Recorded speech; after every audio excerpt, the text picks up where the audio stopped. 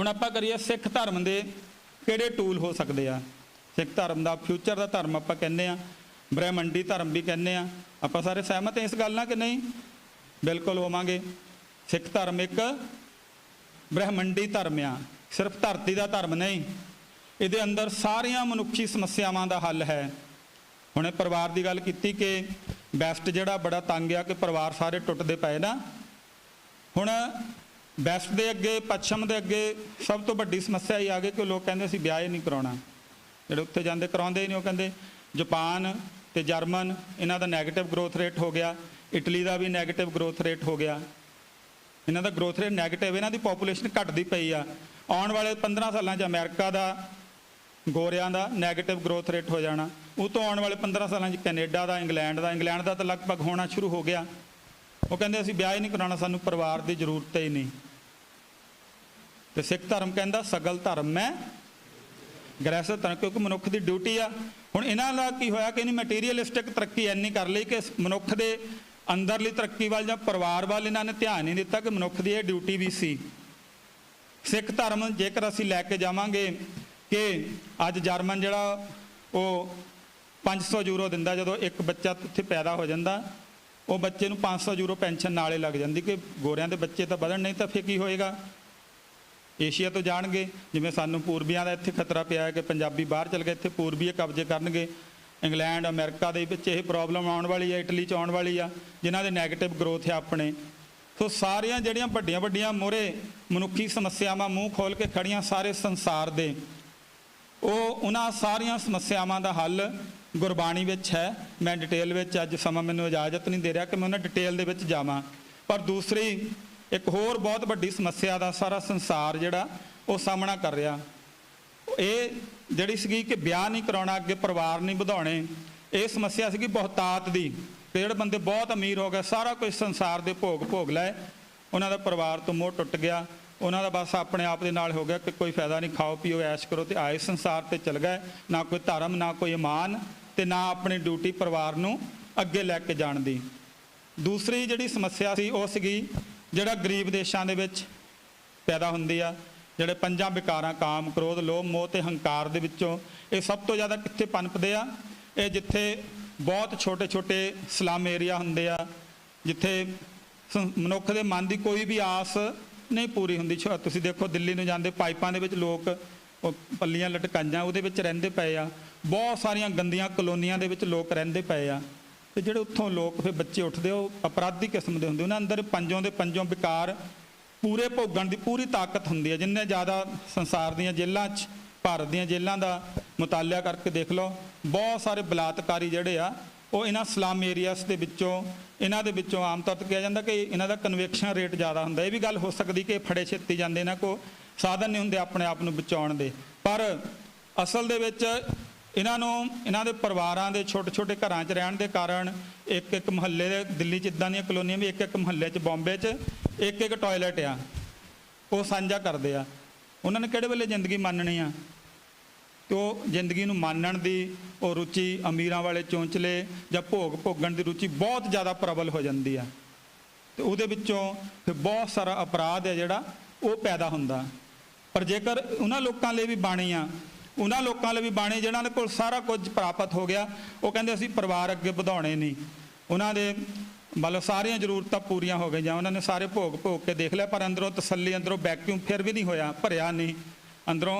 फिर भी ਇਹਦੇ ਵਿੱਚ ਬੰਬੇ ਦੇ ਵਿੱਚ ਪਿਛਲੇ 3 ਸਾਲ ਪਹਿਲੇ ਘਟਨਾ ਹੋਈ ਕਿ ਬੰਦੇ ਨੇ, ਮੁੰਡੇ ਨੇ ਨਾ 26 ਸਾਲ ਦੇ ਨੇ, ਗੋਲੀ ਮਾਰੀ ਪਿਸਤੌਲ 'ਚ, ਰਾਤ ਨੂੰ ਸੁਸਾਈਡ ਕਰ ਲਿਆ। ਤੇ ਸੁਸਾਈਡ ਨੋਟ ਪੜਿਆ, ਕਹਿੰਦਾ ਮੈਂ ਫਰਾਰੀ ਲੈਣੀ ਸੀ ਜ਼ਿੰਦਗੀ 'ਚ, ਉਹ ਵੀ ਚਲਾ ਕੇ ਦੇਖ ਲਿਆ। 26 ਸਾਲ ਦਾ ਇੱਕ ਬਾਪੂ ਬੜਾ ਅਮੀਰ ਆ, ਹੋਟਲਾਂ 'ਚ ਜਾ ਕੇ, बैंकॉक ਜਾ ਕੇ ਸਾਰੇ ਭੋਗ, ਸਰੀਰਕ ਭੋਗ ਵੀ ਭੋਗ ਕੇ ਦੇਖ ਲੈ। ਸੰਸਾਰ ਦੀ ਹਰ ਖੁਸ਼ੀ ਜਿਹੜੀ ਸਰੀਰਕ ਖੁਸ਼ੀ ਉਹ ਮੈਂ ਮਾਣ ਕੇ ਦੇਖ ਲਈ। ਹੁਣ ਮੇਰੇ ਲਈ ਕੁਝ ਬਚਿਆ ਹੀ ਨਹੀਂ ਪ੍ਰਾਪਤ ਕਰਨ ਨੂੰ, ਮੈਂ ਡਿਪਰੈਸ਼ਨ 'ਚ, ਮੈਂ ਕਰਾਂ ਕੀ ਹੁਣ? सारा कुछ तो हैगा, मर गया गोली मार के। बहुतात भी डिप्रैशन पैदा करती है, घाट भी डिप्रैशन पैदा करती है। गुरबाणी की बैलेंस सोच है जिहड़ी वो जदों संसार तक लैके जावांगे, फिर उहदे विच्चों इन्हां सारियां मनुखी समस्यावां दे हल है जिहड़े वो सानूं प्राप्त होणगे। उस तो अगे संसार दे अगे 5 ਜਾਂ 6 प्रश्न ऐसे आ जिन्हों विज्ञान कहती कि असीं थक गए सब कुछ करके, ਫਿਲਾਸਫੀ ਕਹਿੰਦੀ ਅਸੀਂ ਸਭ ਕੁਝ ਕਰਕੇ ਥੱਕ ਗਏ, ਤੇ ਮਨੋਵਿਗਿਆਨ ਕਹਿੰਦੀ ਕਿ ਅਸੀਂ ਸਾਰਾ ਕੁਝ ਕਰਕੇ ਥੱਕ ਗਏ, ਨਹੀਂ ਆਨਸਰ ਲੱਭਦੇ। ਉਹਨਾਂ 'ਚ ਦੋ ਪ੍ਰਸ਼ਨ ਮੈਂ ਲਵਾਂਗਾ ਸਮੇਂ ਦੀ ਘਾਟ ਦੇ ਕਾਰਨ। ਪਹਿਲਾ ਪ੍ਰਸ਼ਨ ਕਿ ਜ਼ਿੰਦਗੀ ਕੀ ਆ, ਲਾਈਫ ਕੀ ਆ, ਕੀ ਅਸੀਂ ਕਦੀ ਸੋਚ ਕੇ ਦੇਖਿਆ? ਬੂਝਰੇ ਗਿਆਨੀ ਮੂਆ ਹੈ ਕੌਣ? ਸਾਡੇ ਅੰਦਰੋਂ ਕੌਣ ਮਰ ਜਾਂਦਾ? ਸਾਰੇ ਅੰਗ ਉੱਦਾਂ ਹੀ ਆ, ਫੇਫੜੇ ਵੀ ਉੱਦਾਂ, ਮੇਰੇ ਦਿਲ ਵੀ ਉੱਦਾਂ ਹੀ, ਪਰ ਕੰਮ ਕਰਨੋਂ ਹਟ ਜਾਂਦੇ ਆ। ਜ਼ਿੰਦਗੀ ਕਿੱਥੋਂ ਆਈ ਤੇ ਕਿੱਥੇ ਚਲ ਜਾਂਦੀ ਆ? ਕੌਣ ਆ ਮੈਂ, ਕੌਣ ਆ?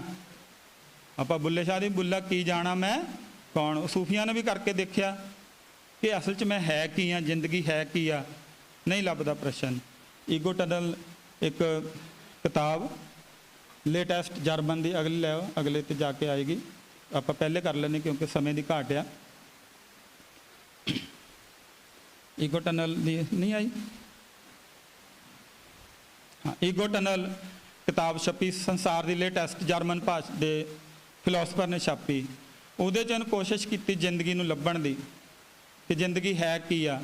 ਬਟ ਮੈਂ ਕਿਤਾਬ ਲੈ ਕੇ ਪੜ੍ਹਨੀ ਸ਼ੁਰੂ ਕੀਤੀ ਕਿ ਬਾਣੀ ਦੇ ਨਾਲ ਕੁਝ ਮੇਲ ਵੀ ਖਾਂਦੀ ਆ, ਪਰ ਇਹ ਤੋਂ ਗੱਲ ਬਣੀ ਨਹੀਂ ਅਖੀਰ ਦੇ ਵਿੱਚ। ਹਾਂ, ਇਹਨੇ ਆਉਣ ਵਾਲੇ ਸਮੇਂ 2030 ਤੱਕ ਮਨੁੱਖ ਕਿੱਦਾਂ ਦਾ ਹੋਊਗਾ, ਇਹ ਭਵਿੱਖਬਾਣੀ 2013-14 'ਚ ਕਰ ਦਿੱਤੀ, ਔਰ ਉੱਧਰ ਨੂੰ ਵੱਧ ਵੀ ਰਹੀ ਮਾਨਵਤਾ ਕਿ ਮਨੁੱਖਾਂ ਦੀ ਮਾਨਸਿਕਤਾ ਕਿੱਦਾਂ ਦੀ ਹੋਊਗੀ ਆਉਣ ਵਾਲੇ ਸਮੇਂ 'ਚ।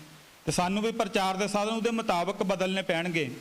ਇਹ ਕਹਿੰਦਾ ਕਿ ਮੋਹ ਜਿਹੜਾ ਆ ਉਹ ਘਟੀ ਜਾਣਾ, ਸੰਸਾਰ ਦੇ ਲੋਕਾਂ ਦਾ ਮੋਹ ਜਿਹੜਾ ਇੱਕ ਦੂਜੇ ਨਾਲ ਹੌਲੀ ਹੌਲੀ ਕਰਦੇ ਆ, ਪਰਿਵਾਰ ਦਾ ਮੋਹ ਵੀ ਖਤਮ ਹੋ ਜਾਣਾ। ਜਦੋਂ ਮੈਂ ਅਖਬਾਰ 'ਚ ਪੜ੍ਹਦਾ ਖਬਰਾਂ ਕਿ ਮਾਂ ਨੇ ਆਪਣੇ ਪੁੱਤਰ ਦੀ ਹੱਤਿਆ ਕਰਤੀ, ਪੁੱਤਰ ਨੇ ਮਾਂ ਦੀ ਕਰ ਦਿੱਤੀ, ਪਿਓ ਨੇ ਪੁੱਤ ਨੇ ਪਿਓ ਮਾਰ ਦਿੱਤਾ ਵਰਸ਼ਾ ਮਾਰ ਕੇ, ਦੌਲਤ ਬਦਲੇ ਜਾਂ ਕਿਸੇ ਹੋਰ ਕਾਰਨ ਕਰਕੇ, ਤੇ ਮੈਂ ਦੇਖਦਾ ਕਿ ਸੰਸਾਰ ਉੱਧਰ ਨੂੰ ਵੱਧ ਰਿਹਾ। ਗੋਰੀਆਂ ਕਈ ਵਾਰ ਘਟਨਾਵਾਂ ਛਪਦੀਆਂ ਕਿ ਵਾਸ਼ਿੰਗ ਮਸ਼ੀਨ 'ਚ ਆਪਣੇ ਬੱਚੇ ਨੂੰ ਪਾ ਕੇ ਕੱਪੜੇ ਨਾਲੇ ਧੋ ਸਿੱਟਿਆ, ਉਹ ਕਿਹੋ ਜਿਹੀ ਮਾਂ ਹੋਊਗੀ।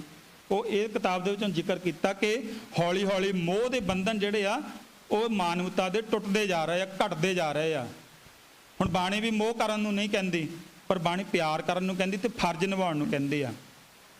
ਬਾਣੀ ਵੀ ਮੋਹ ਦੇ ਬੰਧਨ ਤੋੜਦੀ ਆ, ਪਰ ਬਾਣੀ ਨਾਲ ਆਪਣੇ ਮਾਂ ਪਿਓ ਵਾਲੇ ਫਰਜ਼ ਤੇ ਪਿਆਰ ਵਾਲਾ ਜਿਹੜਾ ਸਿਸਟਮ ਆ ਉਹਨੂੰ ਖਤਮ ਨਹੀਂ ਹੋਣ ਦਿੰਦੀ। ਮੋਹ ਦੇ ਵਿੱਚ ਆ ਕੇ ਬੰਦਾ ਅਪਰਾਧ ਕਰਦਾ ਕਿ ਮੇਰੇ ਬੱਚੇ ਨੂੰ ਸੀਟ ਚਾਹੀਦੀ, ਦੂਜੇ ਦੀ ਭਾਵੇਂ ਰਹਿੰਦੀ ਰਹਿ ਜਾਵੇ, ਕਿਸੇ ਵੀ ਕੀਮਤ ਤੇ ਮੇਰੇ ਬੱਚੇ ਨੂੰ ਚਾਹੀਦੀ ਆ। ਜਿਹੜਾ ਸਾਰੀ ਮਾਨਵਤਾ ਨਾਲ ਪਿਆਰ ਕਰਦਾ ਉਹ ਮੋਹ ਆ, ਉਹ ਅਪਰਾਧ ਆ। ਜਿਹੜਾ ਸਾਰੀ ਮਾਨਵਤਾ ਨਾਲ ਕਰਦਾ ਉਹ ਕਹਿੰਦਾ ਕਿ ਜਿਹੜਾ ਬੱਚਾ ਕਾਬਲ ਆ ਉਹ ਅੱਗੇ ਜਾਵੇ, ਚਾਹੇ ਮੇਰਾ ਬੱਚਾ ਰਹਿ ਜਾਵੇ, ਉਹਨੂੰ ਜਿੱਥੇ ਵਾਹਿਗੁਰੂ ਰੱਖੂਗਾ ਉਹ ਰਹਿ ਲੂਗਾ, ਹੋ ਸਕਦਾ ਇਹ ਤੋਂ ਵਧੀਆ ਕਿਤੇ ਹੋਰ ਉਹਨੂੰ ਪ੍ਰਾਪਤੀ ਹੋ ਜਾਏ। ਇਹ ਮੋਹ ਤੇ ਪਿਆਰ ਦਾ ਫਰਕ ਆ। ਖੈਰ ਮੈਂ ਉਸ ਪਾਸੇ ਨਾ ਜਾਵਾਂ। ਇਸ ਕਿਤਾਬ ਨੇ ਵੀ ਆਨਸਰ ਲੱਭਣ ਦੀ ਕੋਸ਼ਿਸ਼ ਕੀਤੀ ਕਿ ਲਾਈਫ ਕੀ ਆ, ਵਾਟ ਇਜ਼ ਲਾਈਫ, ਜ਼ਿੰਦਗੀ ਕੀ ਆ, ਪਰ ਨਹੀਂ ਲੱਭ ਸਕੇ। ਹੁਣ ਬਾਣੀ ਕਹਿੰਦੀ ਆ ਕਿ ਸਿੱਧਾ ਦੱਸਦੀ ਆ ਕਿ ਹਰ ਜੀਓ ਗੁਫਾ ਅੰਦਰ ਰੱਖ ਕੇ ਵਾਜਾ ਪਵਨ ਵਜਾਇਆ। ਕਿ ਮਾਸ ਦਾ ਲੋਥੜਾ ਸੀਗਾ, ਉਹਦੇ ਅੰਦਰ ਇਹਨਾਂ ਨੇ MRI ਵੀ ਕਰ ਲਈ, ਸਾਰੇ ਲਾ ਕੇ ਦੇਖ ਲਿਆ ਪੂਰੇ ਕੰਪਿਊਟਰ ਦੇ ਉੱਤੇ। ਜਦੋਂ ਇੱਕ ਲੜਕੀ ਜਾਂ ਬੇਟੀ ਪ੍ਰੈਗਨੈਂਟ ਹੋਈ ਉਦੋਂ ਬੱਚੇ ਦਾ ਕਿੱਦਾਂ ਉਹਦੀ ਡਿਵੈਲਪਮੈਂਟ ਹੁੰਦੀ, ਪੂਰਾ ਸਾਰਾ ਸਕਰੀਨ ਤੇ ਆਈ ਜਾਂਦਾ। ਉਹਦੇ ਨਾਲ ਵੋਲੰਟੀਅਰ ਬਣਾ ਲਿਆ ਉਹਨੂੰ। ਉਹ ਦੇਖਦੇ ਕਿ ਬੰਦੇ ਜ਼ਿੰਦਗੀ ਕਦੋਂ ਆ ਜਾਂਦੀ ਇਸ ਮਾਸ ਦੇ ਲੋਥੜੇ ਦੇ ਵਿੱਚ। ਤੇ ਦੇਖਦੇ ਦੇਖਦੇ ਮਾਸ ਦਾ ਲੋਥੜਾ ਸੀ 1 ਸੈਕਿੰਡ ਪਹਿਲੇ, ਅਗਰ ਇਹ ਮਾਈਕਰੋ ਸੈਕਿੰਡ 'ਚ ਉਹ ਦਿਲ ਬਣਿਆ, ਬਣਦਾ ਦਿਲ ਅਚਾਨਕ ਹੀ ਧੜਕਣ ਲੱਗ ਪੈਂਦਾ। ਉਹਨੂੰ ਊਰਜਾ ਕਿੱਥੋਂ ਮਿਲੀ, એનર્ਜੀ ਕਿੱਥੋਂ ਮਿਲੀ, ਕਿਹੜੀ ਚੀਜ਼ ਸੀਗੀ ਜਿਹਨੂੰ ਧੜਕਣ ਲਾਤਾ ਦਿਲ? ਨਹੀਂ ਲੱਭ ਸਕੇ, ਕੋਈ ਸੰਸਾਰ ਦੀ ਮਸ਼ੀਨ ਲੱਭ ਹੀ ਨਹੀਂ ਸਕੀ। ਪਰ ਬਾਣੀ ਨੇ ਉੱਤਰ ਦਿੱਤਾ ਕਿ ਹਰ ਜੀਓ ਗੁਫਾ ਅੰਦਰ ਰੱਖ ਕੇ ਵਾਜਾ ਪਵਨ ਵਜਾਏ। ਵਾਹਿਗੁਰੂ ਕਰਦਾ ਉਹ ਕਹਿੰਦੇ। ਉਹਦੇ ਤੇ ਵੀ ਮੈਂ ਆਖਰੀ ਸਲਾਈਡ ਤੇ ਆਵਾਂਗਾ ਕਿ ਵਾਹਿਗੁਰੂ ਅਖੀਰ ਕਿਵੇਂ ਇਹ ਕੰਮ ਹੁੰਦਾ। ਉਹ ਕਹਿੰਦੇ ਕਿ ਵਾਹਿਗੁਰੂ ਨੇ ਮਾਸ ਦਾ ਲੋਥੜਾ ਸੀਗਾ, ਉਹਦੇ ਅੰਦਰ ਉਹ ਜੀਵ ਰੱਖ ਦਿੱਤਾ, ਜਿਹਨੂੰ ਆਪਾਂ ਜ਼ਿੰਦਗੀ ਕਹਿੰਦੇ, ਲਾਈਫ। ਜਿਹੜਾ ਮੈਂ ਹੁਣ ਬੋਲਦਾ ਪਿਆ ਇਹ ਅੰਦਰੋਂ ਜੀਵ ਬੋਲਦਾ ਪਿਆ। ਮੇਰੇ ਕੋਈ ਫੇਫੜੇ ਜਾਂ ਹੋਰ ਇਹ ਸਾਰੇ ਸਾਧਨ ਆ ਉਹ ਬੋਲਣ ਦੇ, ਉਹ ਵਿਚਾਰ ਪੈਦਾ ਕਰਨ ਦੇ, ਉਹਨੂੰ ਐਕਸਪ੍ਰੈਸ ਕਰਨ ਦੇ। ਉਸ ਮਾਸ ਦੇ ਲੋਥੜੇ ਦੇ ਅੰਦਰ, ਉਸ ਗੁਫਾ ਦੇ ਅੰਦਰ ਜੀਵ ਰੱਖ ਕੇ ਵਾਜਾ ਪਵਨ ਵਜਾਇਆ, ਸਾਹਾਂ ਦੀ ਧੌਂਕਣੀ ਚਲਾਤੀ। ਤੇ ਪਹਿਲਾਂ 1 ਸੈਕਿੰਡ ਮਾਸ ਦਾ ਲੋਥੜਾ ਸੀਗਾ, ਦੂਸਰੇ ਸੈਕਿੰਡ ਜੀਂਦਾ ਜਾਗਦਾ ਇਨਸਾਨ ਬਣ ਗਿਆ, ਬੱਚਾ ਬਣ ਗਿਆ। ਫਿਰ ਮੌਤ ਦੀ ਵੀ ਇੱਦਾਂ ਕਰਦੇ ਆ ਕਿ ਬਾਣੀ ਦੱਸਦੀ ਆ ਕਿ ਜਦੋਂ ਉਹਦਾ ਜੀ ਕਰਦਾ ਉਹ ਜ਼ਿੰਦਗੀ ਲੈ ਲੈਂਦਾ। ਨਾ ਕੋ ਮਾਰਨ ਵਾਲਾ ਜ਼ੋਰ ਨਾ ਜੀਵਨ, ਮਰਨ ਨੇ ਜ਼ੋਰ। ਜਦੋਂ ਉਹਨੇ ਜ਼ਿੰਦਗੀ ਲੈਣੀ ਆ ਉਹ ਜ਼ਿੰਦਗੀ ਵਾਪਸ ਲੈ ਲੈਂਦਾ ਆ, ਉਹ ਖਿੱਚ ਲੈਂਦਾ ਉਹ ਜਿਹੜੀ ਉਹਨੇ ਜੋਤ ਰੱਖੀ ਸੀ, ਜਿਹੜੀ ਉਹਨੇ ਕਾਠ ਕੀ ਪੁੱਤਰੀ ਕਹਾਂ ਕਰੇ ਬਪੁਰੀ, ਖਿਲਾਵਨ ਹਾਰੋ ਜਾਣੈ। ਮੈਂ ਕੀ ਕਰ ਸਕਦਾ? ਜਦੋਂ ਖਿਲਾਉਣਹਾਰਾ ਤਾਂ ਜਾਣਦਾ ਕਿ ਕਿੱਦਾਂ ਖਿਡਾਉਣਾ, ਮੇਰੇ ਕਿੰਨੀ ਦੇਰ ਤੱਕ ਉਹਨੇ ਸਵਾਸਾਂ ਦੀ ਧੌਂਕ ਨਹੀਂ ਚਲਾਉਣੀ ਆ। ਜਦੋਂ ਖਿੱਚ ਲੈਂਦਾ ਤੇ ਮੈਂ ਖਤਮ ਹੋ ਜਾਂਦਾ ਹੌਲੀ। ਪਰ ਆਖਰੀ ਕਿਤਾਬ ਜਿਹੜੀ ਛਪੀ ਆ ਖੋਜ ਦੀ, ਉਹ ਇਸ ਪ੍ਰਸ਼ਨ ਨੂੰ ਹੱਲ ਨਹੀਂ ਕਰ ਸਕੀ। ਬਾਣੀ ਨੂੰ ਸਹਿਜ ਪਾਠ ਕਰੀ ਜਾਓ, ਪੜ੍ਹੀ ਜਾਓ, ਇਹਨਾਂ ਪ੍ਰਸ਼ਨਾਂ ਦੇ ਉੱਤਰ ਮਿਲਦੇ ਆ। ਉਹਨਾਂ ਬਾਰੇ ਫਿਰ ਕਿਤੇ ਖੁੱਲ੍ਹੇ ਟਾਈਮ ਦੇ ਵਿੱਚ ਆਪਾਂ ਵਿਚਾਰ ਕਰਾਂਗੇ। ਦੂਸਰਾ ਪ੍ਰਸ਼ਨ ਜਿਹੜਾ ਸਾਰੇ ਸੰਸਾਰ ਦੇ ਸਾਹਮਣੇ ਆ, ਬਹੁਤ ਵੱਡੇ ਪ੍ਰਸ਼ਨਾਂ 'ਚੋਂ 2 ਪ੍ਰਸ਼ਨ ਅੱਜ ਮੈਂ ਲੈਣੇ ਆ। ਪਹਿਲਾ, ਜ਼ਿੰਦਗੀ ਕੀ ਆ? ਦੂਸਰਾ ਪ੍ਰਸ਼ਨ ਸੰਸਾਰ ਤੋਂ ਹੱਲ ਨਹੀਂ ਹੋ ਰਿਹਾ ਕਿ ਪਦਾਰਥ ਕਿੱਥੋਂ ਆਇਆ। ਆ ਸਾਰੇ ਚੰਡੀਗੜ੍ਹ 'ਚ ਕਿੰਨਾ ਪਦਾਰਥ ਹੋਏਗਾ, ਸਾਡੇ ਇਹਦੇ 'ਚ ਕਿੰਨਾ ਪਦਾਰਥ ਪਿਆ, ਮਿੱਟੀ, ਸੀਮਟ, ਕਾਰਾਂ, ਗੱਡੀਆਂ ਬਾਹਰ ਖੜੀਆਂ। ਚੰਡੀਗੜ੍ਹ 'ਚ ਕੀ ਪਿਆ, ਇਹ ਸਾਰੇ ਪੰਜਾਬ 'ਚ, ਇਹ ਸਾਰੇ ਭਾਰਤ, ਜੰਗਲ ਲਾ ਲਓ, ਸਮੁੰਦਰ ਲਾ ਲਓ, ਸਾਰੇ ਸੰਸਾਰ 'ਚ। ਬ੍ਰਹਿਮੰਡ ਦਾ ਤਾਂ ਕੋਈ ਅੰਤ ਹੀ ਨਹੀਂ। ਹੁਣ ਇੰਨਾ ਵੱਡਾ ਪਦਾਰਥ ਕਿੱਥੋਂ ਪੈਦਾ ਹੋਇਆ ਹੋਏਗਾ? ਅਸੀਂ ਤੇ ਲੈਬੋਰਟਰੀ 'ਚ ਇੱਕ ਕਣਕ ਦਾ ਦਾਣਾ ਵੀ ਨਹੀਂ ਬਣਾ ਸਕਦੇ। ਅਸੀਂ ਕਹਿੰਦੇ ਬਹੁਤ ਵੱਡੇ ਵਿਗਿਆਨੀ ਨਾ, ਅਸੀਂ ਬਹੁਤ ਵੱਡੇ ਪੜ੍ਹ ਗਏ। ਇੱਕ ਮੋਲੀਕੂਲ, ਇੱਕ ਇਲੈਕਟ੍ਰੋਨ ਅਸੀਂ ਆਪ ਨਹੀਂ ਬਣਾ ਸਕਦੇ, ਜਿੱਥੋਂ ਸਾਰਾ ਪਦਾਰਥ ਬਣਿਆ ਆ। ਔਰ ਉਹ ਤੋਂ ਵੀ ਵੱਡੀ ਗੱਲ, ਸ਼ਾਇਦ ਤੁਹਾਨੂੰ ਮੇਰੀ ਗੱਲ ਦਾ ਯਕੀਨ ਨਾ ਆਵੇ, 8 ਬਿਲੀਅਨ ਲੋਕ ਆ, ਸਿਰਫ ਬੰਦੇ ਗਿਣ ਲਈਏ 8 ਅਰਬ। 8 ਅਰਬ ਬੰਦੇ ਬਣਾਉਣ ਲਈ ਕਿੰਨਾ ਕੁ ਪਦਾਰਥ ਲੱਗਾ ਹੋਊਗਾ? ਸੋਚ ਕੇ ਦੇਖੋ। ਇੱਕ ਚਮਚੇ 'ਚ ਆ ਜਾਊਗਾ 800 ਕਰੋੜ ਲੋਕ। ਆਪਾਂ ਤਾਂ ਇੰਨੇ ਜੇ ਕਹੀਏ ਨਾ, ਇੰਨੇ ਬੰਦੇ ਇੱਕ ਚਮਚੇ 'ਚ ਬਹਿ ਸਕਦਾ, ਅਸੀਂ ਕਹਿੰਦੇ ਝੂਠ ਬੋਲਦਾ ਜਿਹੜਾ ਬੰਦਾ ਬੋਲਦਾ। 8 ਅਰਬ ਲੋਕ ਉਹਨੂੰ ਬਣਾਉਣ ਦੇ ਲਈ ਜਿੰਨਾ ਪਦਾਰਥ ਵਰਤ ਹੋਇਆ, ਇੱਕ ਚਮਚੇ ਤੋਂ ਜ਼ਿਆਦਾ ਨਹੀਂ, ਸਾਰੇ ਸੰਸਾਰ ਦੀ ਪੋਪੂਲੇਸ਼ਨ। ਔਰ ਜੇ ਨਹੀਂ ਯਕੀਨ ਤੇ ਤੁਸੀਂ ਪੜ੍ਹੋ, +2 ਦੇ ਬੱਚੇ +1 ਦੇ ਫਿਜ਼ਿਕਸ 'ਚ ਪੜ੍ਹਦੇ ਆ, ਐਕਸਪੈਰੀਮੈਂਟ ਕੇ ਉਹਨਾਂ ਨੇ ਅਲਫਾ ਪਾਰਟੀਕਲ, ਜਦੋਂ ਨਿਊਕਲੀਅਸ ਦੀ ਖੋਜ ਕੀਤੀ, ਅਲਫਾ ਪਾਰਟੀਕਲ ਦੀ ਬੰਬਾਰਡਮੈਂਟ ਕੀਤੀ ਐਟਮ ਦੇ ਉੱਪਰ, ਉਹਦੇ 'ਚ ਨੂੰ ਦੇਖਿਆ ਕਿ 99.9999% ਖਾਲੀ ਆ। ਥੋੜ੍ਹੇ ਜਿਹੇ ਵਿੱਚ ਇਲੈਕਟ੍ਰੋਨ ਹੈ, ਸੈਂਟਰ 'ਚ ਨਿਊਕਲੀਅਸ ਪਿਆ, ਬਾਕੀ ਸਾਰਾ ਹਿੱਸਾ ਖਾਲੀ ਆ। ਤੇ ਜੇ ਅਸੀਂ ਕਹੀਏ ਕਿ ਅਸੀਂ ਐਟਮਾਂ ਦੇ ਬਣੇ ਹੋ ਆ ਸਾਰਾ ਸੰਸਾਰ, ਤੇ ਇਹਦਾ ਮਤਲਬ ਸਾਰੇ ਐਟਮਾਂ ਵਿੱਚੋਂ 99.9999% ਤਾਂ ਅਸੀਂ ਖਾਲੀ ਆ। ਬਾਕੀ ਇੰਨੇ ਕੁ ਇਲੈਕਟ੍ਰੋਨ ਨੂੰ ਦੱਬ ਕੇ ਸਾਰੇ ਸੰਸਾਰ ਦੇ ਲੋਕਾਂ ਨੂੰ ਇੱਕ ਚਮਚੇ 'ਚ ਭਾਵੇਂ ਬੰਦ ਕਰ ਲਓ। ਇੰਨੇ ਕੁ ਪਦਾਰਥ ਚਾਹੀਦਾ ਸੀ ਰੱਬ ਨੂੰ ਐਡੀ ਵੱਡੀ ਪੋਪੂਲੇਸ਼ਨ ਬਣਾਉਣ ਲਈ। ਤੇ ਬ੍ਰਹਿਮੰਡ ਬਣਾਉਣ ਲਈ ਸਮਝ ਲੈ ਇਸ ਕਮਰੇ ਜਿੰਨਾ ਚਾਹੀਦਾ ਹੋਊਗਾ। ਇਹਨੂੰ ਉਹਨੇ ਇਸ ਤਰ੍ਹਾਂ ਐਕਸਪੈਂਡ ਕੀਤਾ ਕਿ ਸਾਰਾ ਬ੍ਰਹਿਮੰਡ, ਅਰਬਾਂ ਖਰਬਾਂ ਤਾਰੇ, ਅਰਬਾਂ ਖਰਬਾਂ ਸਭ ਕੁਝ ਬਣਾ ਦਿੱਤਾ। ਪਰ ਫਿਰ ਵੀ ਉਹ ਆਇਆ ਕਿੱਥੋਂ, ਬਣਿਆ ਕਿੱਥੋਂ? ਸਾਇੰਸ ਕੋਲ ਉਹਦਾ ਕੋਈ ਜਵਾਬ ਨਹੀਂ।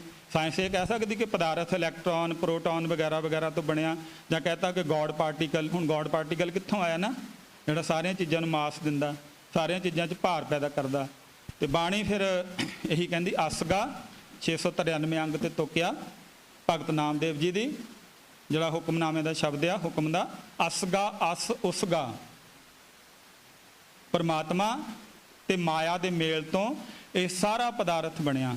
ਆਪੀ ਨੇ ਆਪ ਸਾਜਿਓ, ਆਪੀ ਨੇ ਰਚਿਓ ਨਾਉ, ਦੋਈ ਕੁਦਰਤ ਸਾਜੀਐ।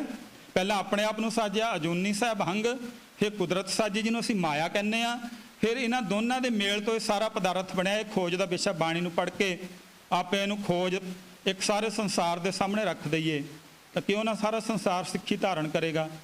ਪਰ ਕਿਉਂਕਿ ਅਸੀਂ ਉਸ ਗਿਆਨ ਵਿਗਿਆਨ ਦੇ ਨਾਲ, ਬਾਣੀ ਦੀਆਂ ਉਹਨਾਂ ਡੂੰਘਾਈਆਂ ਨਾਲ ਜੁੜੇ ਨਹੀਂ। ਸਾਡੇ ਲਈ ਬਾਣੀ ਜਿਹੜੀ ਆ ਦੁਕਾਨਾਂ ਦਾ ਉਦਘਾਟਨ ਕਰਨ ਲਈ, ਆਨੰਦ ਕਾਰਜ ਕਰਾਉਣ ਲਈ ਜਾਂ ਕੁਛ ਹੋਰ ਅਸੀਂ ਇਸ ਤਰੀਕਿਆਂ ਲਈ ਰੱਖੀ ਹੋਈ ਆ। ਇਹਦੇ ਅੰਦਰ ਜੋ ਗਿਆਨ ਦੇ, ਸੰਸਾਰ ਦੀਆਂ ਸਾਰੀਆਂ ਸਮੱਸਿਆਵਾਂ ਦੇ ਹੱਲ ਜਿਹੜੇ ਛੁਪੇ ਪਏ ਆ, ਉਹਨਾਂ ਬਾਰੇ ਖੋਜ ਕੌਣ ਕਰੇਗਾ, ਕਦੋਂ ਕਰੇਗਾ, ਇਹ ਸਿੱਖੀ ਦੇ ਪ੍ਰਚਾਰ ਦਾ ਬੜਾ ਵੱਡਾ ਟੂਲ ਹੋ ਸਕਦਾ ਆ। ਪਰ ਬਸ਼ਰਤੇ ਕਿ ਅਸੀਂ ਉਹ ਕਰੀਏ, ਅਸੀਂ ਇੱਦਾਂ ਦੇ ਵਿਦਵਾਨ ਪੈਦਾ ਕਰੀਏ ਜਿਹੜੇ ਸਾਰੇ ਸੰਸਾਰ ਦੇ ਸਾਹਮਣੇ ਥੀਸਿਸ ਰੱਖਣ, ਸਾਰੀਆਂ ਸੰਸਾਰ ਦੀਆਂ ਸਮੱਸਿਆਵਾਂ ਦੇ ਹੱਲ ਬਣਾ ਕੇ ਸਾਰੇ ਸੰਸਾਰ ਦੇ ਸਾਹਮਣੇ ਰੱਖਣ ਕਿ ਬਾਣੀ ਦੇ ਅਨੁਸਾਰ ਕਿਵੇਂ ਇਹ ਸਾਰਾ ਕੁਝ ਹੋਇਆ।